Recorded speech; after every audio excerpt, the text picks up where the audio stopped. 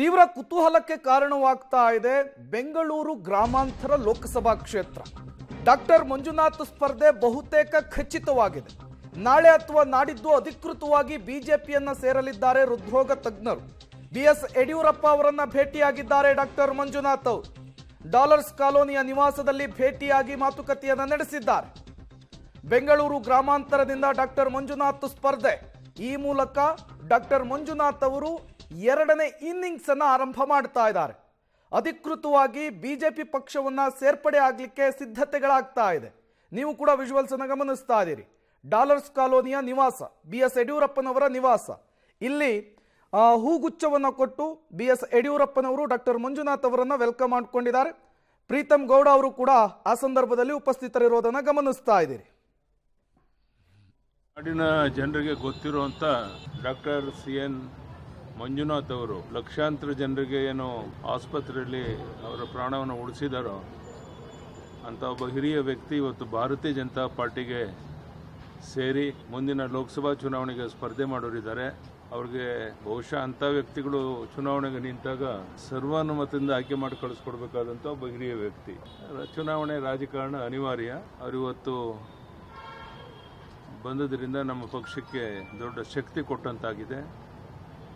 ನರೇಂದ್ರ ಮೋದಿ ಅವ್ರ ಜೊತೆಗೂ ಸಹ ಮೊನ್ನೆ ಈ ಥರ ಅವ್ರು ಸೇರ್ತಿರೋದ್ರ ಬಗ್ಗೆ ತುಂಬ ಅವ್ರು ಸಂತೋಷ ಪಟ್ಟರು.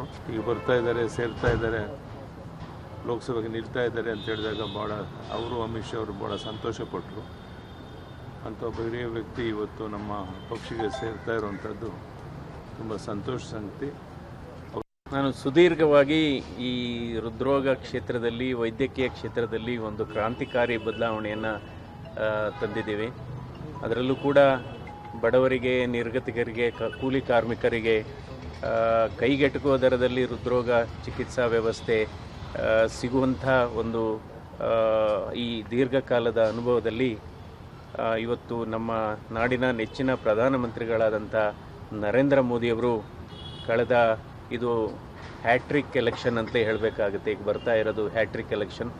2014 ಆಯಿತು, 19 ಆಯಿತು, ಇವಾಗ 2024ರಲ್ಲಿ.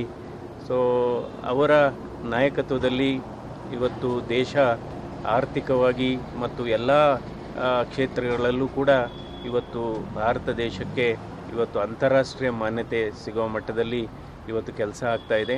ಅದರಲ್ಲೂ ಕೂಡ ಸನ್ಮಾನ್ಯ ನರೇಂದ್ರ ಮೋದಿಯವರ ಸರ್ಕಾರ ಹೆಚ್ಚು ಸಾಧಕರಿಗೆ ಮತ್ತು ಪರಿಣತರಿಗೆ ವಿಶೇಷವಾದಂಥ ಪ್ರೋತ್ಸಾಹವನ್ನು ಕೊಡ್ತಕ್ಕಂಥ ಕೆಲಸವನ್ನು ಅವರು ಮಾಡ್ತಾ ಇದ್ದಾರೆ.